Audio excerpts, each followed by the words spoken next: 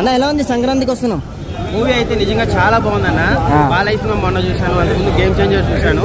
ఈ సంక్రాంతి విన్నర్ నిజంగా బాలయ్య అన్న.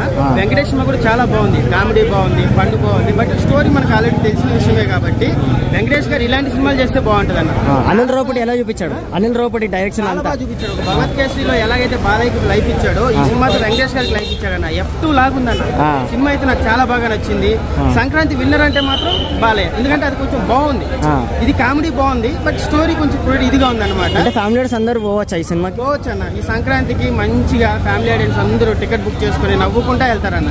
వెంకటేష్ గారు నిజంగా మంచిగా చెప్తున్నా, ఆయన కంబ్యాక్ రావాలన్న. బాలయ్య కన్నా ఏం తక్కువ వెంకటేష్ గారికి.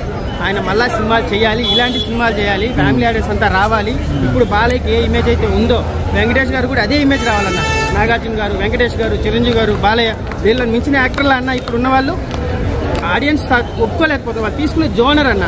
ఒక సినిమా కామెడీ చేయమని చెప్పు, ఇలాంటి సినిమాలు. ఒక సినిమా నారపు లాంటి సినిమాలు చేయమని చెప్పు, ప్రయోగాలు చేయమని చెప్పండి. వెంకటేష్ గారి సినిమాలు నిజంగా 500 కోట్లు కొట్టే స్టామినా ఉన్న హీరో ఆయన. మహేష్ బాబుతో చేశారు, పవన్ కళ్యాణ్తో చేశారు. సినిమా ఏముంది తెలుసా అన్న, అసలు రాబరీకి వెళ్తారు. మొత్తము ఒక సీన్ ఉంటుంది, హనుమాన్ జంక్షన్ లో మనం కామెడీ సీన్ చూసాం చూడు, ఆ రేంజ్ ఉందన్న. వెంకటేష్ గారికి నిజంగా ఇది కంబ్యాక్ సినిమా.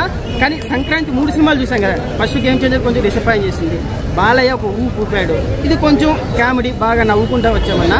ఓవరాల్ గా వెంకటేష్ గారిని ఎలా అయితే చూడాలనుకున్నామో అలా చూసామో. వెంకటేష్ గారు మీరు మళ్ళా కంబ్యాక్ రావాలి, బాలయ్య కొట్టినట్టు అఖండ, లెజెండ్ ఇలాంటి సినిమాలు మళ్ళా కావాలి. తులసి చేశారు కదా, ఒక సినిమా ఫ్లాప్ అయినంత మాత్రమే ప్రయోగాలు చేయండి. ఒక 4 సినిమాలు ఇలా చేసుకుంటూ పోయారనుకోండి.